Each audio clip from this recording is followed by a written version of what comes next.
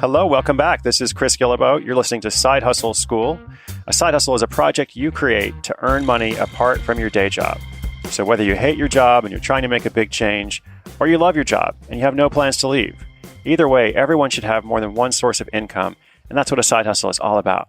And just to be clear, the goal is not for you to go out and start something exactly like what you hear in each episode. I don't expect everyone to have a fish tank blog. But the point is to learn through the stories and eventually apply them to your own hustle. Today's story is really fun. It's all about how a woman in Pennsylvania gained more than 1 million followers on Pinterest, then developed a recurring income, all while working full-time and raising a family. This story comes from Gabby Orcutt in Rockton, Pennsylvania.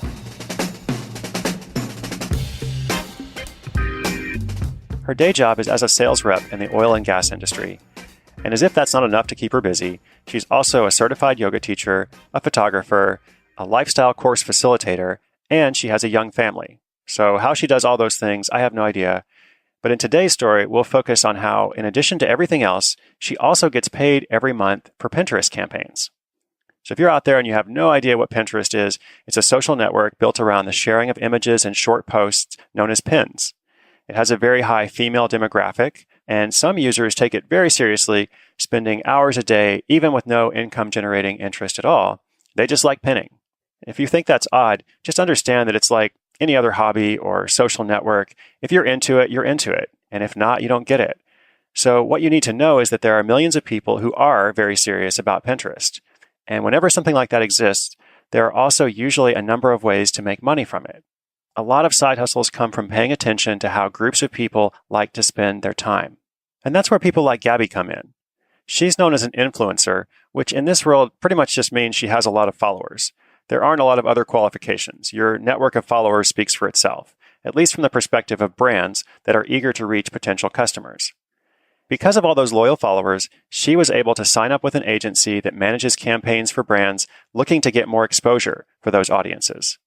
And she began directing some of her pins to those campaigns only when she felt it was a good and natural fit for her audience. In exchange for doing that, she would get paid. Now, in the first month, Gabby earned more than $1,000. She was in disbelief. She looked at the check and couldn't believe she'd just been paid to look at photos on the internet and post her favorites, which is literally what she was doing on Pinterest.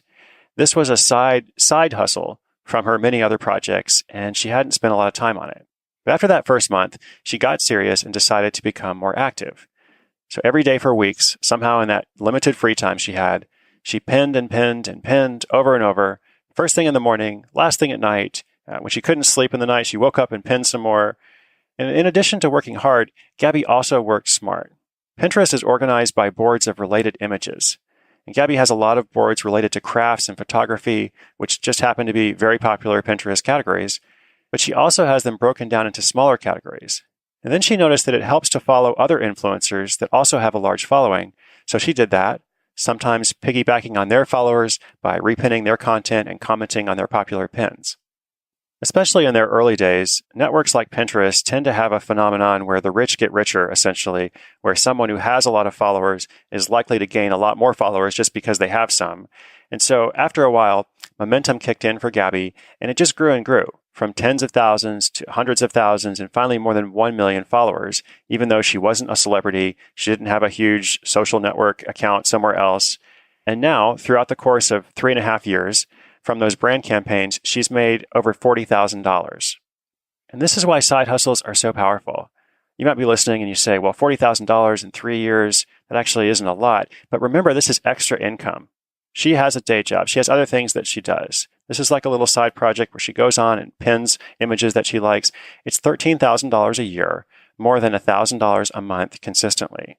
And that's very meaningful to a lot of people. It's definitely a big side hustle success.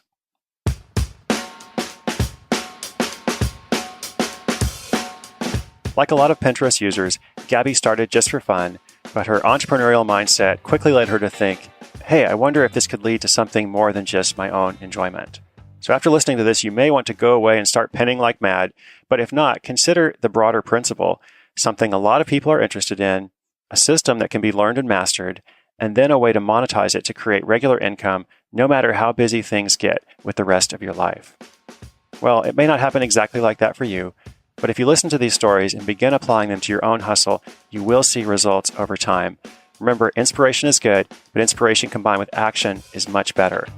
What can you do today to get closer to creating real freedom for yourself? That's it for today's episode. There's a new story and lesson every day, 7 days a week. When you subscribe in iTunes, you'll automatically get each new episode downloaded to your phone or computer.